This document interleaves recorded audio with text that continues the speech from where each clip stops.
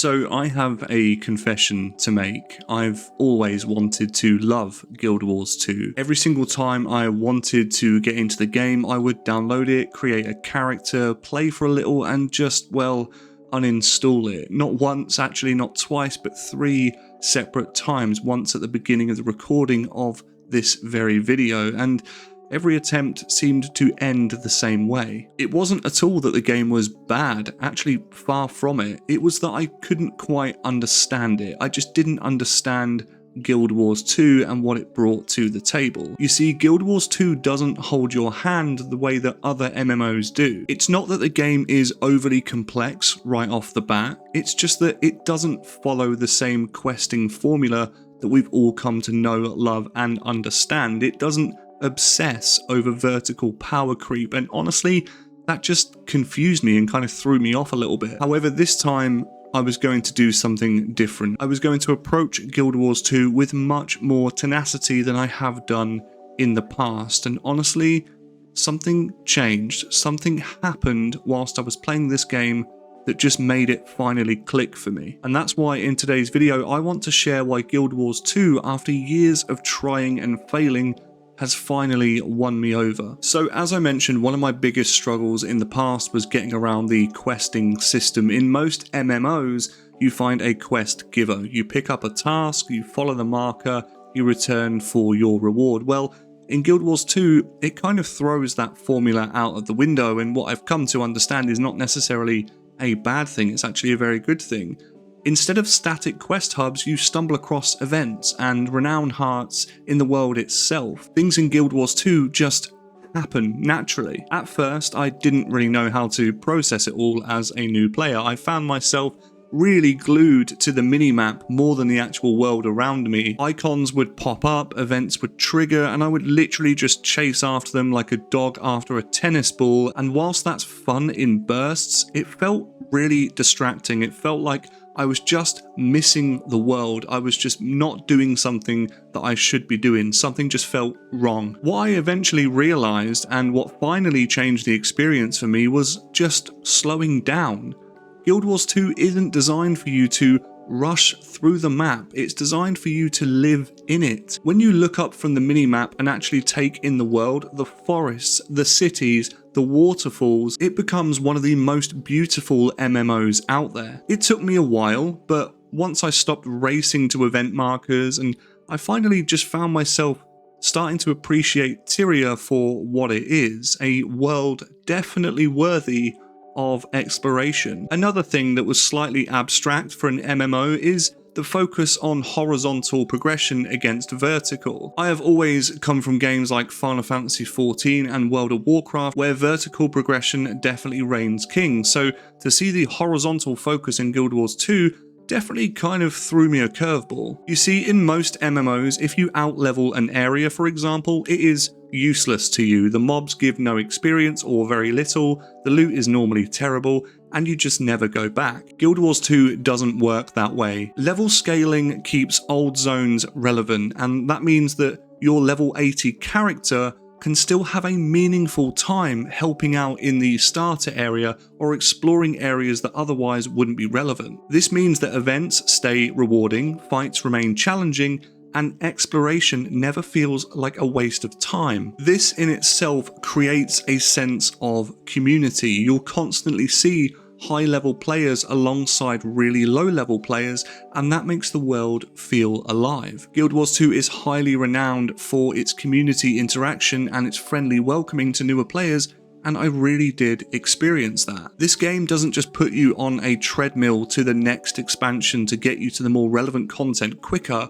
It's a world designed to stay engaging no matter where you are. Something that really engaged me early on was just how rewarding exploration actually feels. If you step off the beaten path, you'll find hidden hero challenges sometimes, even champion stronger enemies, and well, sometimes you'll even find entire event chains that you just wouldn't have noticed if you'd stuck to the main roads. Guild Wars 2 constantly nudges you to poke your nose into caves, climb hills, and even swim under lakes, and my god, the terrain and the detail under the water is something else. There are entire cities, entire civilizations just waiting to be explored and uncovered right underneath the water, which is just kind of crazy. Unlike some games where exploration just means finding a pretty view, here in Guild Wars 2 it often actually leads to something meaningful. That could be extra skill points in the form of hero points, challenging fights, or even whole collections and achievements. And whilst we're on the subject of views, the art style deserves a huge shout out. Tyria isn't just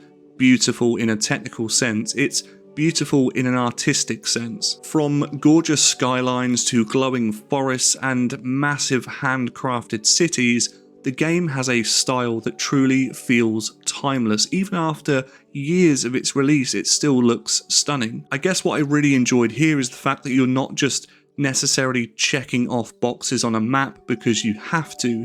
You're genuinely looking forward to discovering things in a world that feels like a living painting. Here is something that I never ever expected to say. I actually enjoy crafting in Guild Wars 2. I know, shock. I normally despise crafting and gathering in MMOs. It's always felt like a grindy chore that just eats up my inventory space. But yet here, it's simple and rewarding. Gathering is quick, every node that you tap into feels worthwhile collecting, and crafting professions don't seem to demand endless hours of farming for obscure materials. I'm sure this ramps up the higher level you get, but right now it seems like it's in a really good spot for me. I can't comment on how deep the crafting systems go just yet, but it definitely seems like one of the more approachable in the MMO genre. Now moving on, it wouldn't be a Guild Wars 2 video if we didn't discuss the mounts. And of course, honestly, this is where Guild Wars 2 really blew me away. In most MMOs, mounts are just speed boosts with different skins, but in Guild Wars 2,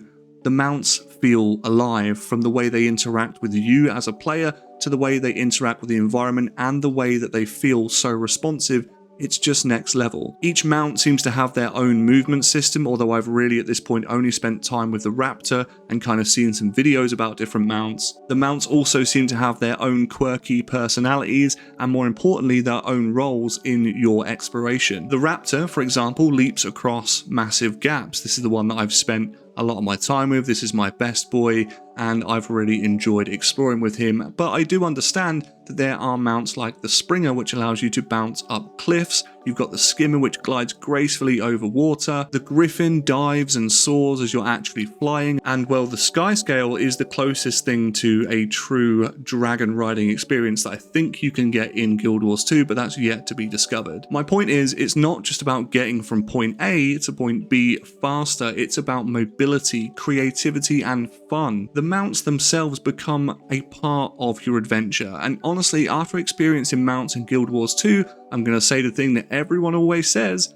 it's going to be really hard to get into mounts in any other MMO again. We spoke a bit about things feeling rewarding in Guild Wars 2, and the currency in the game, at least to me, is no different. Gold in Guild Wars 2 feels earned. It feels slow to get, it feels hard come by.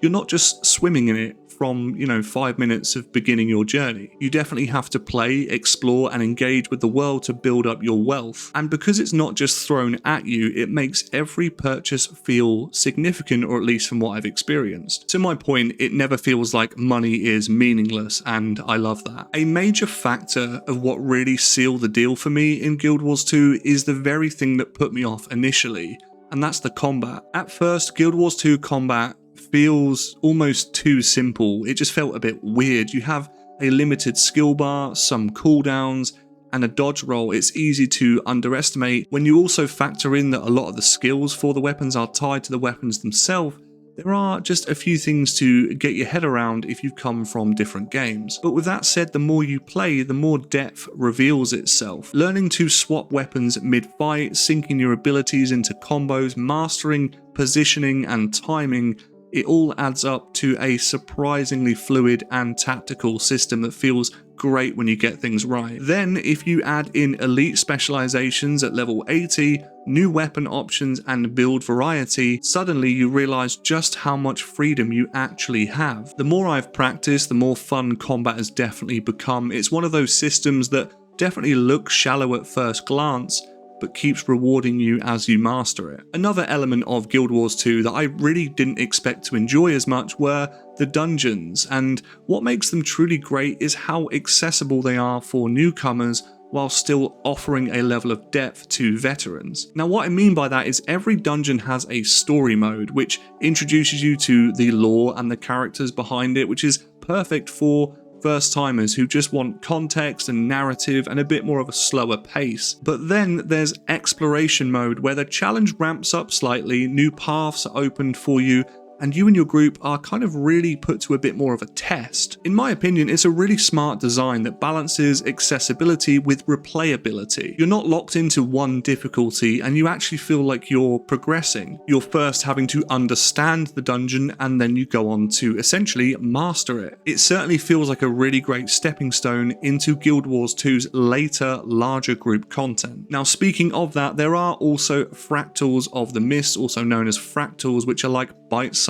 evolving dungeons that scale in difficulty the deeper you go, or at least that's to my understanding. The reason why I say this is, at the recording of this video, I haven't yet tackled them myself, but they look like the kind of challenge I'll be diving into very, very soon. I'm certainly looking forward to jumping into these, as it looks like it's something that builds on everything I've been learning about combat, teamwork, and mastering my class. Now, outside of Final Fantasy XIV, I've never really been much of a story guy when it comes to MMOs, but I do want to touch on the story of Guild Wars 2. Now, GW2 has some of the nicest voice acting that I've actually heard in an MMO, at least on a consistent basis. The cutscenes, for what they are really well presented. The characters are fully voiced and it really gives weight to the narrative. In my opinion, I never really kind of didn't know who was who or what was going on. I do have to be honest and say that the story itself, though, really kind of was hit or miss for me. Some chapters really pulled me in whilst others just felt a little bit flat, but I will say it does get better once you get past level 40 to 50. Even when the story pacing slowed down a little, the presentation really kept me engaged as far as it could. I always felt like I was actually playing something that was crafted with care rather than just filtering through text boxes to click through and spam through as quick as I can. With that said though, there is still a lot that I am yet to do in Guild Wars 2. I haven't experienced any form of PvP, I've not done any large scale raids, and I'm still nowhere near the completion of the map. When you mix this in with the new mastery system and my elite specializations that I've just unlocked, there is a lot to do, and I'm really looking forward to carrying on with my druid to see just how powerful and how useful I can make her. However, with that said, I do have to summarize this video here. So I guess after 3 uninstalls, what finally won me over? Well, it was learning to slow down, to explore, and to accept Guild Wars 2 on its own terms. The game isn't trying to be World of Warcraft or Final Fantasy XIV, it's very much carving its own path. The horizontal progression of Guild Wars 2 has really rubbed off on me, and when you factor in the rewarding exploration, the combat, mounts, economy, the list goes on, and it truly adds up to something really unique. With that said, Guild Wars 2 finally clicked for me because I stopped expecting it really to be like other MMOs, and I would kind of encourage you to do the same. I started to appreciate it for what it is, one of the most creative, rewarding, and beautiful online worlds that you can play today. And well, now, after years of false starts and failure, I can say finally that Guild Wars 2 has won me over. As always, thank you so much for watching. If you enjoyed the video, please do leave it a like and subscribe for more MMO and Guild Wars content, and I'll see you in the next one.